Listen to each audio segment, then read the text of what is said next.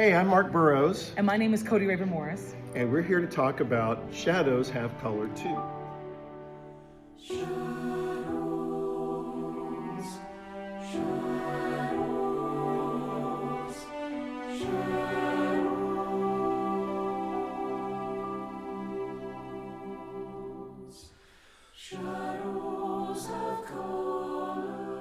What was the inspiration behind this project?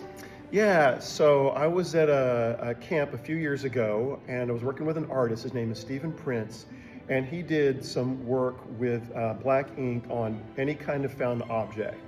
And some attendees at the workshop were asking, hey, do you ever do anything in color?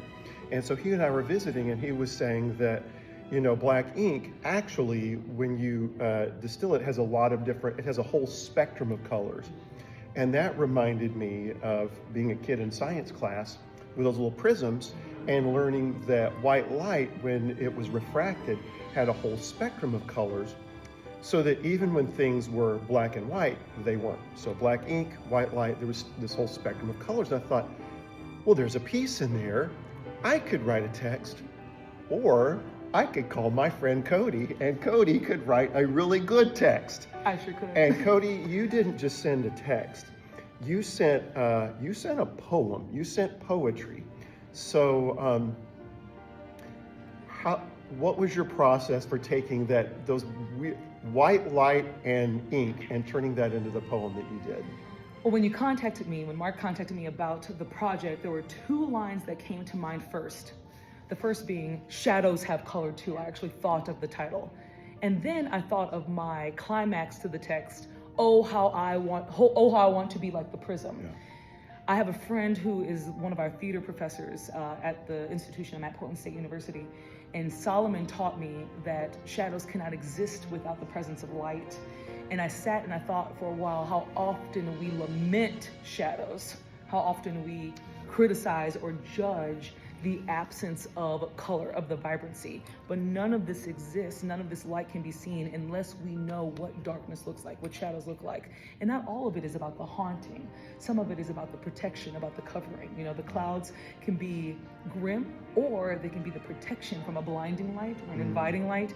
And so the play with that and the extension of what you shared about what happens when white light is refracted through the prism got my brain spinning and really excited to write this text.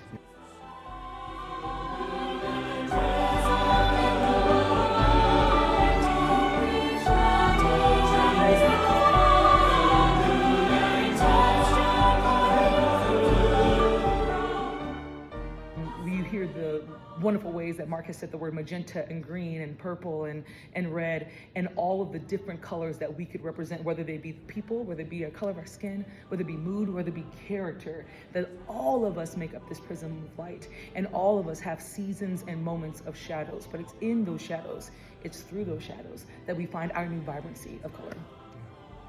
And now that the piece is finally published, we're excited to premiere it at Carnegie Hall with Choirs of America this March 2026 with Edie Copley and Andrea Ramsey, along with Andrea Ramsey's commission that will close out our concert. And we'll have about 300 to 400 singers, combined doing this piece together. So we hope you can find it with Heritage Publishing. Yes. Yes, excited. Join us. It's for SATB and strings. And optional djembe. Appropriate for middle school, high school, and I'm even doing it with a collegiate group right now. Fantastic. To give us an opportunity to talk about character, to talk about community, and of course, to make beautiful music together. Get out there, do the thing.